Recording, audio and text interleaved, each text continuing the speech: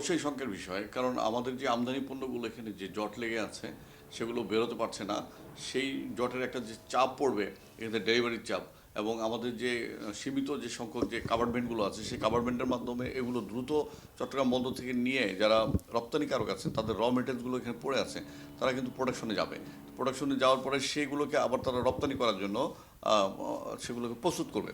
ইতিমধ্যে কিন্তু প্রায় 13-14 হাজার কন্টেনারের উপরে কিন্তু চট্টগ্রাম মানে আমাদের যে ডিপোগুলো আছে ডিপোগুলোতে কিন্তু অপেক্ষমান আছে রপ্তানি পণ্য নিয়ে এগুলো জাহাজীকরণ করার জন্য।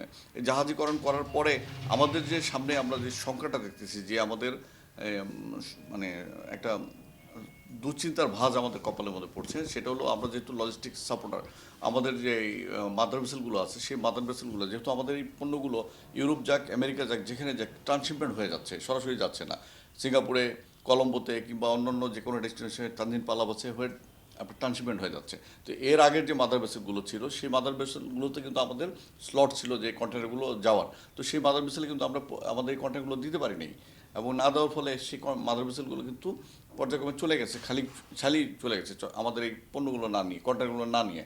তো এখন যে নতুন করে যদি আমরা এই কন্ট্রাক্টগুলো যে পাঠাবো আমাদের নির্ধারিত যে স্লট সেই স্লটের বাইরে তো আমরা স্পেস পাচ্ছি না। তো আমাদের মাদার ভেসেলে কিন্তু এই কন্টেনারগুলো আমাদের বর্তমান যেগুলো পাঠাচ্ছি সেগুলোই কিন্তু আমাদেরকে ধীরে ধীরে পাঠাতে হচ্ছে।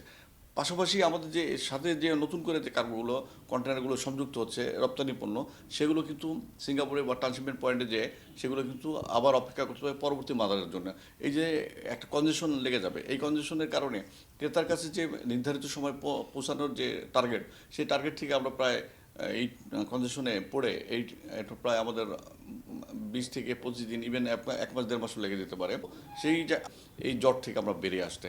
তো এই জিনিসগুলো তো আমাদেরকে মাথায় রেখে কিন্তু আমাদেরকে বন্দর পরিচালনা বা বন্দরের যে সকল কার্যক্রমগুলো আছে এগুলোকে রাখতে হবে। বন্দর অচল হলে বন্দরে যদি কাজে যদি কোনো বিঘ্ন ঘটে, এটা কিন্তু আমাদের অর্থনৈতিক মূল্যায়ন দিয়ে কিন্তু শুধু এটাকে মূল্যায়ন করা যাবে না। এটার একটা বিশাল আপনার একটা মূল্য আছে, সেই মূল্য সময়টা আছে, সেই মূল্য আমাদের আন্তর্জাতিক পরিসরে আমাদের যে বাণিজ্যের যে চাহিদা, এবং যারা আমাদের ক্রেতা যেখানে আমাদের অর্ডার দেওয়া হয় তাদের নানান চাহিদাগুলো আছে, এবং তারা কিন্তু সার্বক্ষণিকভাবেই বাংলাদেশের যে দেশেই তারা বিনিয়োগ করে সেই দেশে কিন্তু তারা নজর রাখে। তো এই ধরনের পরিস্থিতিতে অনেক সময় আমাদের বায়ারগুলো তারা কমফোর্ট ফিল করে না যে এই দেশে তারা অর্ডারগুলো প্লেস করবে কিনা। না, গতকালকে কিন্তু আমরা একটা মিটিং করেছিলাম বোট ক্লাবে, সেখানে উপদেষ্টা মহোদয়, শিপিং উপদেষ্টা মহোদয় এবং চট্টগ্রাম বন্দরের চেয়ারম্যান মহোদয় উপস্থিত ছিলেন।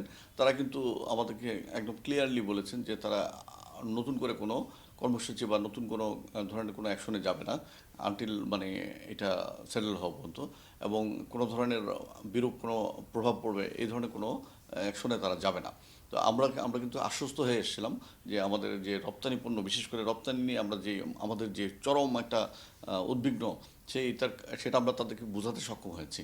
কারণ এই রপ্তানিগুলো যদি কোনো কারণে আবার আটকায় যায়, তো এই বায়ারগুলো কিন্তু এই পণ্যগুলোকে কিন্তু হয় গ্রহণ করবে না, নয়তো দেখা যাবে এগুলোকে এয়ার শিপমেন্টে পাঠাতে হবে। আপনি জানেন এয়ার শিপমেন্ট পাঠানো কিন্তু প্রচুর কস্টলি, এবং এই এয়ার শিপমেন্টগুলো যদি এই পণ্যগুলো যদি এয়ার শিপমেন্ট করতে হয় তাহলে প্রতিটা ফ্যাক্টরি কিন্তু আর্থিকভাবে প্রচণ্ডভাবে ক্ষতিগ্রস্ত হবে, এবং আমাদের এত পরিমাণ এয়ার শিপমেন্ট পাঠানোর মতো আমাদের ক্যাপাসিটিও কিন্তু বাংলাদেশ থেকে নাই।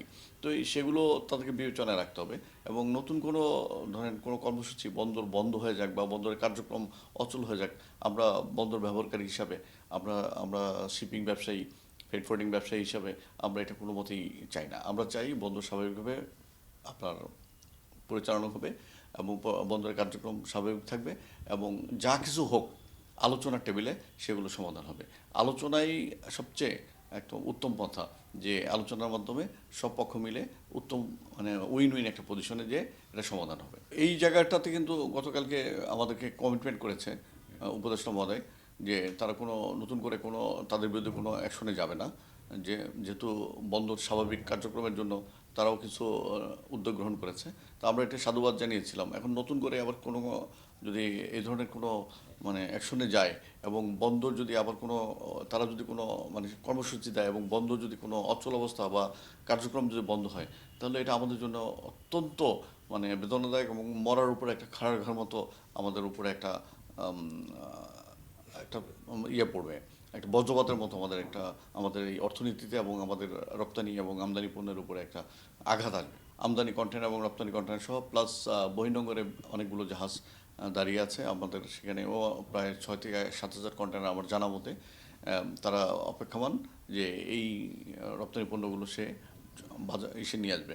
আপনি দেখেন যে চট্টগ্রাম বন্দরে এখন সামনের যে আমাদের উম, একটা ফোরকাস্ট আছে, সেই ফোরকাস্টের মধ্যে দেখেন 2-3 দিন পরে কিন্তু নির্বাচনের কিন্তু একটা বড় বন্ধ যাবে। নির্বাচনের পরবর্তীতে কাজের গতি কতটুকু মানে স্বাভাবিক থাকে সেটা নিয়েও আমাদের একটু শঙ্কা আছে। তারপরে আমাদের আসতেছে রোজার মধ্যে এমনিতে কাজের গতি কিছুটা কমে যায়, পাশাপাশি রোজার একটা বড় বন্ধ আসবে। তো স্বাভাবিক মিলেই আমাদের মানে যে কাজের যে ক্ষমতা বা কাজ সময় সেটা কিন্তু অনেকটা কমে আসে, বিভিন্ন কারণেই কমে আসে।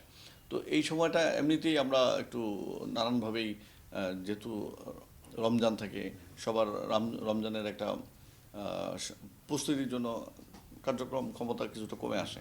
তো এই বিষয়গুলোকে মাথায় রেখে কিন্তু আমাদের অতীতেও সেইরকমভাবেই কার্যক্রমগুলো বন্ধ সাজিয়েছে, এবং ভবিষ্যতেও কিন্তু আমরা চাই সেই ধরনের একটা প্রস্তুতি আমাদের বন্দর এবং অন্যান্য যারা আছে, বন্দরের সাথে যারা সংশ্লিষ্ট যারা আছে, তারা একটা আপনার তাদের যে প্রোগ্রাম, দিক নির্দেশনা সেগুলো যদি সাজাতে পারে, তাহলে আমরা মনে করি যে আমাদের যে কার্যক্রমগুলো যে স্বাভাবিক থাকবে এবং আমাদের কার্যের গতিটাও আমাদের স্বাভাবিকভাবেই আমরা পরিচালিত করতে পারবো।